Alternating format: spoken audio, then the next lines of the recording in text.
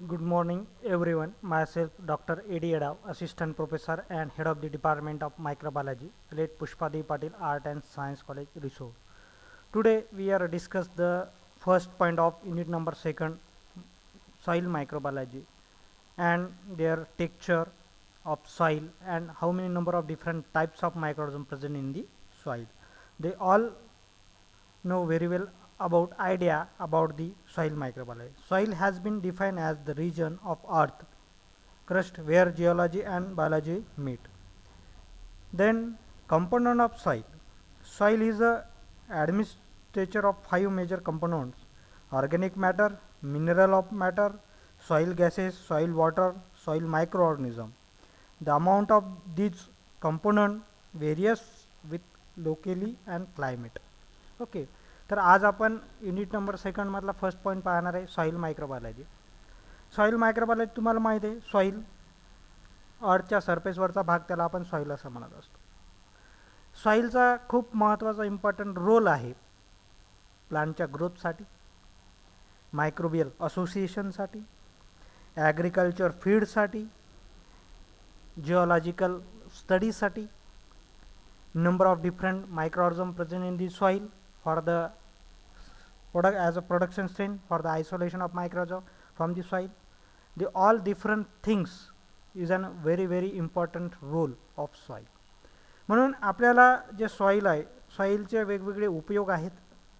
मग production strain isolation असेल, सॉईलचं टेक्स्चरचा अभ्यास असेल, सॉईल्समधलं न्यूट्रिएंट असेल, सॉईलमधले गॅसेस असतील, ऑर्गॅनिक मॅटर असेल, सॉईलमधलं वॉटर असेल किंवा त्याच्यामधल्या वेगवेगळ्या प्रकारचे मायक्रो ऑर्गॅनिझम असतील.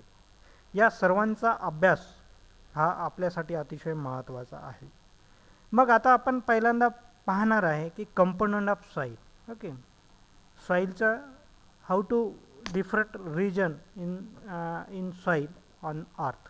Okay, here beautiful picture observe here. O region, O horizon means O region or O horizon region. Then A horizon, B horizon, C and R horizon. Our syllabus concerned, C is an sufficient role for study level.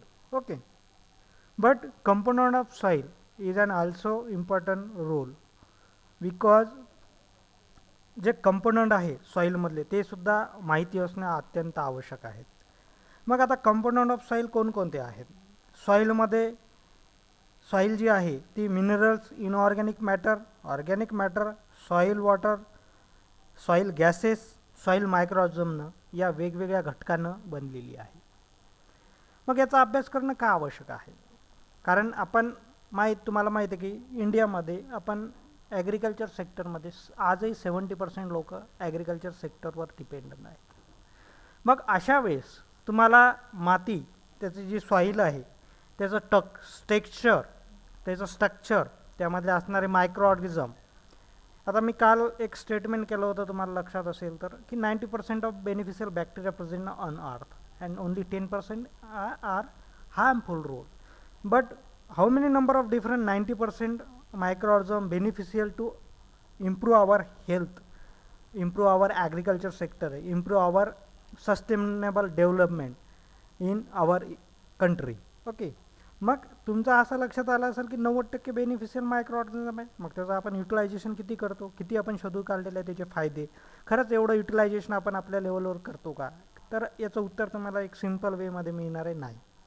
मग असे जे त्याचं soil असेल, सॉईलमधले micro organism असतील, त्याच्यामधले minerals असतील, त्याच्यामधले organic matter असतील, त्याच्यामधले सॉईल असतील, हे सर्वांचा अभ्यास करणं अत्यंत आवश्यक आपल्यासाठी आहे. मग आता याचा अभ्यास तुम्हाला करावाच लागणार आहे. मग सर्वात पहिल्यांदा आता मिनरल्स कोणकोणते आहेत? सॉईलमध्ये मिनरल्समध्ये सिलिकॉन असेल, ॲल्युमिनियम असेल, आयर्न असतील, कार्बन असेल, कॅल्शियम असेल, पोटॅशियम असेल, मॅग्नेशियम असेल, सोडियम असेल, सल्फर असेल, फॉस्फेट असेल, हे सर्वच्या सर्व ट्रेस अमाऊंटमध्ये मिनरल्समध्ये सॉईलमध्ये असतात. नो डाऊट इथे जे आपण हे वेगवेगळे रिजन्स बघत आहे याच्यामध्ये याचं प्रमाण कमी जास्त प्रमाणात असू शकते, खालीवरे असू शकते. किंवा त्याचं प्रमाण थोड्याफार प्रमाणामध्ये कमी जास्त असू शकते. मग त्याच्यानंतर सॉईलमध्ये काय असते, ऑर्गॅनिक मॅटर्स आहेत. ऑर्गॅनिक मॅटर कोणकोणते आहेत? फॉर एक्झाम्पल नायट्रोजन असेल, फॉस्फेट असेल, सल्फर असेल. ह्या प्लांटच्या ग्रोथसाठी लागणारं जे न्यूट्रिशन आहे हे ऑर्गॅनिक, यालाच आपण ऑर्गॅनिक मॅटर म्हणणार आहे.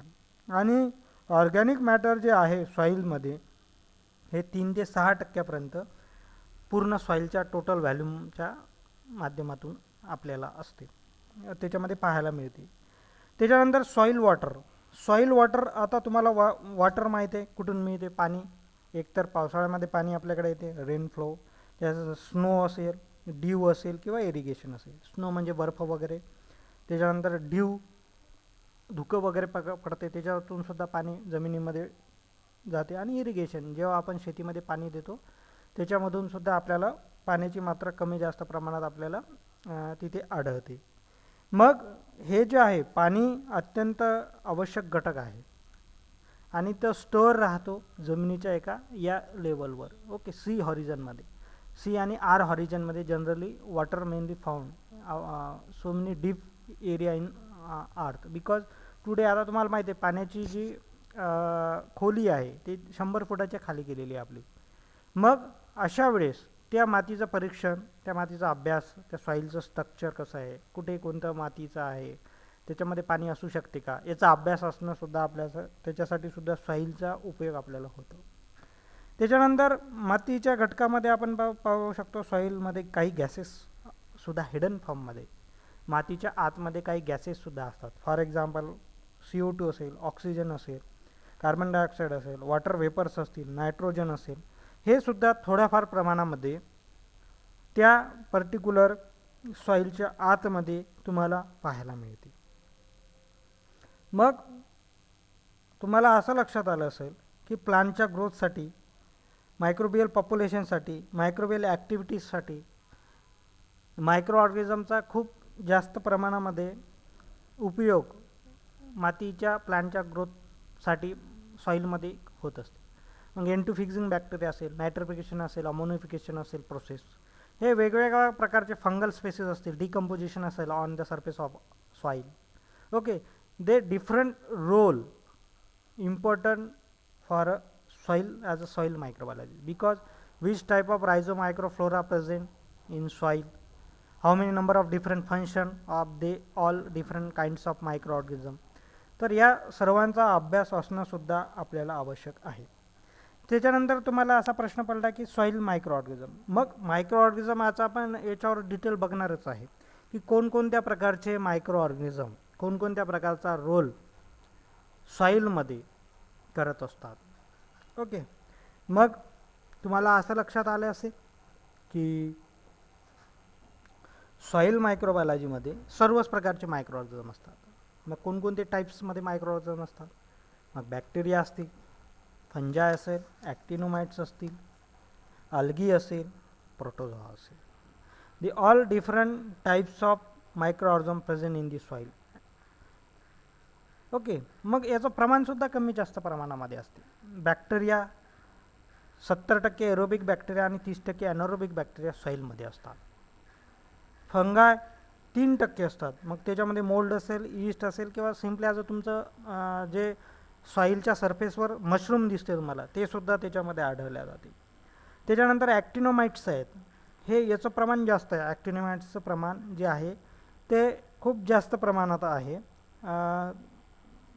याच्यामध्ये, सॉईलमध्ये 13% आहे as compare to the fungi. Then algae and protozoa. आता अल्गी आणि प्रोटोझोआ याचं प्रमाण अत्यंत कमी आहे. अल्गी मग ब्लू ग्रीन अल्गी असेल, येलो ग्रीन अल्गी असेल, गोल्डन ब्राऊन अल्गी असेल, या सर्व वेगवेगळ्या अल्गीचे वेगवेगळे उपयोग हे मातीमध्ये होत असतात, सॉईलमध्ये हे होत असतात. परंतु हे सर्व प्रकारचे मायक्रोऑर्गॅनिझमसुद्धा सॉईलमध्ये आहेत.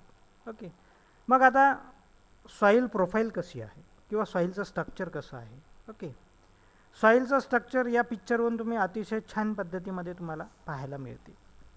मग सॉईलचं स्ट्रक्चर कसं आहे? Soil consist of series of layer different from one another in colour, texture and composition. वेगवेगळ्या कलरमध्ये, वेगवेगळ्या टेक्स्चरमध्ये, वेगवेगळ्या chemical composition as well as कंपोजिशनमध्ये सुद्धा याच्यामध्ये खूप जास्त वेगवेगळे प्रकार तुम्हाला पाहायला मिळतात. प्रामुख्यानं 5 प्रकार आपण पाहत असतो. ओ हॉरिझन एक रिजन, ए हॉरिझन, बी हॉरिझन, सी हॉरिझन आणि आर हॉरिझन. हे असे 5 वेगवेगळ्या सॉईलचे स्ट्रक्चर किंवा प्रोफाईल आपल्याला पाहायला मिळते अर्थवर. ओके. मग ओ हॉरिझनमध्ये तुम्हाला असं लक्षात येईल की O horizon is the top layer, organic layer of soil made up of mostly leaf, litter and humus decompose organic material. Okay. O हॉरिझनवर प्लांट राहतील, त्याचे रेसिड्यूज राहतील, त्याच्यानंतर ह्युमस राहणार आहे, थोड्याफार जास्त प्रमाणामध्ये ह्युमस राहणार आहे आणि ही सर्वात टॉपमोस्ट लेयर आहे. त्यालाच आपण म्हणणार आहे ओ हॉरिझन लेयर. त्यालाच आपण काय म्हणणार आहे? ओ हॉरिझन लेयर. त्याच्यानंतर आहे हॉरिझन ए हॉरिझन लेयर. ओके. यालाच आपण इव्हॅल्युशन लेअरसुद्धा म्हटलेलं आहे. Why? Because lots of different types of variability in the soil mainly found in that particular region. Okay. So A horizon is the refer to the upper layer of the soil nearest the surface soil. Okay. Surface सॉईलच्या खालचा भाग म्हणजेच काय? Top soil, आणि त्यालाच आपण ए horizon म्हणणार आहे. It is commonly known as top soil. This is horizon has a layer of dark decompose organic material known as humus. याच्यामध्ये ह्युमसचं प्रमाण खूप जास्त प्रमाणामध्ये ए हॉरिझनमध्ये. व्हाय? बिकॉज सरफेसवरचं जे मटेरियल डिपॉझिट झालेलं राहते ते ए हॉरिझन रिजनमध्ये सॉईलमध्ये चालले जाते. No doubt number of different microorganism also play important role in A horizon for into fixation and for the decomposition. Okay. Then such as fallen leaves and twigs also found in that particular region. Horizon A provide plant with nutrient need for their life. This is layer in which most biological activity occurs. This particular region is mostly found. या भागामध्ये तुम्हाला खूप जास्त प्रमाणामध्ये biological activity जे आहे त्या पाहायला मिळतात. मग एंटोफिक्सेशन असेल किंवा तुमचं फंगलचं symbiotic relation in between the plant growth as well as nutrition and soil हे असतील. हे सर्व बायोलॉजिकल ॲक्टिव्हिटी या हॉरिझन रिजनमध्ये तुम्हाला पाहायला मिळतात. दुसरा भाग आहे बी हॉरिझन. बी हॉरिझनमध्ये low organic matter present in B horizon, therefore there is a much less humus. याच्यामध्ये कमी प्रमाणामध्ये ह्युमस राहते as compare to A layer. This is also known as the subsoil layer. Okay. यालाच आपण B J region आहे हे बघू शकता तुम्ही. Some amount of here some amount of red color also found because large amount of minerals and another factors also mainly found in that particular region. This is also known as the subsoil layer. Okay.